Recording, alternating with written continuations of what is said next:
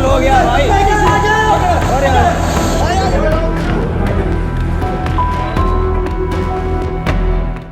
देखिए, मुझे अधिकृत तौर पे तो ना कोचिंग सेंटर से कोई जानकारी मिली, ना प्रशासन या पुलिस की तरफ से कोई फ़ोन आया। तो मोचरी में 3 बच्चों की डेड बॉडी रखी थी, 2 बेटियां थी और एक लड़का था।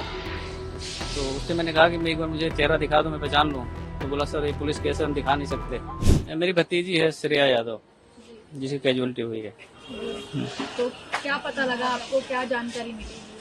देखिए, मुझे अधिकृत तौर पे तो ना कोचिंग सेंटर से कोई जानकारी मिली, ना प्रशासन या पुलिस की तरफ से कोई फ़ोन आया। लेकिन मैं न्यूज़ देख करके खुद ही जा करके वहाँ पे अप्रोच किया।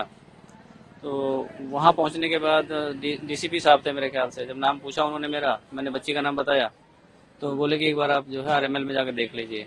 तो रात तकरीबन 2:30 बजे मैं यहाँ आ गया था। तो मोचरी में 3 बच्चों की डेड बॉडी रखी थी, 2 बेटियां थी और एक लड़का था। तो उससे मैंने कहा कि मैं एक बार मुझे चेहरा दिखा दो, मैं पहचान लूँ। तो बोला सर ये पुलिस केस है, हम दिखा नहीं सकते। फिर बोले एक पेपर है मेरे पास, आप उसको देखना चाहें देख लें। तो मैं 3 बच्चे थे, एक श्रेया यादव भी नाम लिखा हुआ था। तो फिर मेरी इतनी हिम्मत नहीं हो रही थी मैं उसके अंदर जाके देखूं भी, मेरी स्थिति ऐसी नहीं थी। फिर मैं बाहर आके गाड़ी में बैठ गया। फिर सुबह तकरीबन 6 बजे 6:30 बजे के बाद दोबारा गया मैं।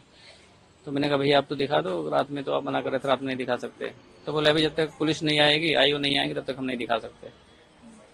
तो मैंने कहा चलो कोई बात नहीं। इतनी बात मेरी इनसे हुई। आपको जैसा आप टीवी देख रहे थे, क्या आपको जानकारी मिली जब आपने देखा है? क्या था मतलब हाँ, कितने बजे का समय था मैं जब न्यूज़ देखा तो तकरीबन 11:15 का समय था। मैं खाना वाना खा के उसके बाद बैठा, तो मैंने सोचा न्यूज़ देख लूँ। तो उसमें ये आ रहा था कि राव आईएएस स्टडी सर्कल के बेसमेंट में पानी भर गया है और रेस्क्यू ऑपरेशन चल रहा है और बहुत सारे बच्चे फंसे हो सकते हैं। करीब 20-22 बच्चे बाहर निकाले गए हैं।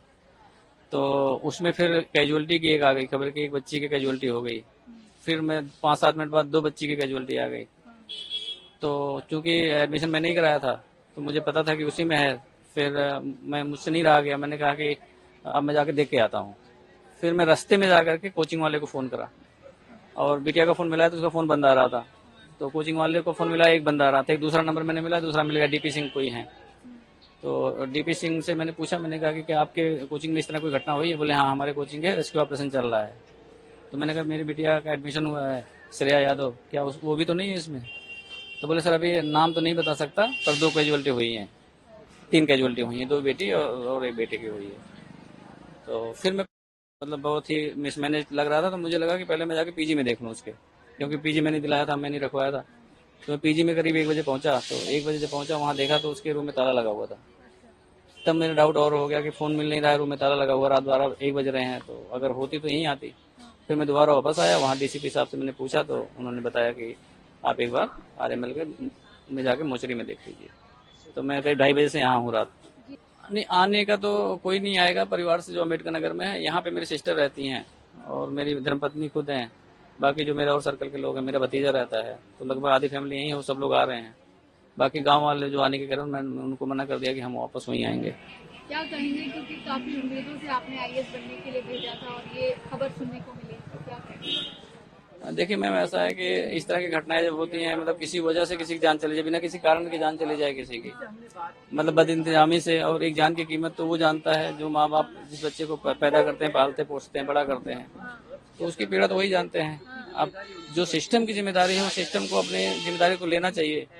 और प्राइमा फेसिया मेरी ये डिमांड है कम से कम कि जो कोचिंग के ओनर हैं उन पे गैर इरादतन हत्या का मुकदमा जरूर दर्ज हो, ताकि जितने और कोचिंग सेंटर्स हैं, चाहे मानक से बनने हैं नहीं बनने हैं ये तो बात का विषय है, लेकिन कम से कम वो उनकी अपनी जवाबदेही ये हो जाए कि अगर मेरे से कोई लापरवाही होती है, मेरे सेंटर में कुछ ऐसा होता है, तो पहली जवाबदेही मेरी हो जाएगी। तो इसको रोका जा सकता है और रोकना चाहिए। ये देश का नुकसान है, कोई किसी एक का नुकसान नहीं है। जैसे हम अंदर अगर लाइब्रेरी देखने गए तो हम देखेंगे उसमें सिटिंग है कि नहीं है, कंप्यूटर्स है कि नहीं है, बुक्स हैं कि नहीं है। आदमी ये देखता, ये नहीं देखता है कि भाई कितने में बना हुआ है। हम तो ये देखते हैं भाई 20 से लगे 20 लोग बैठेंगे।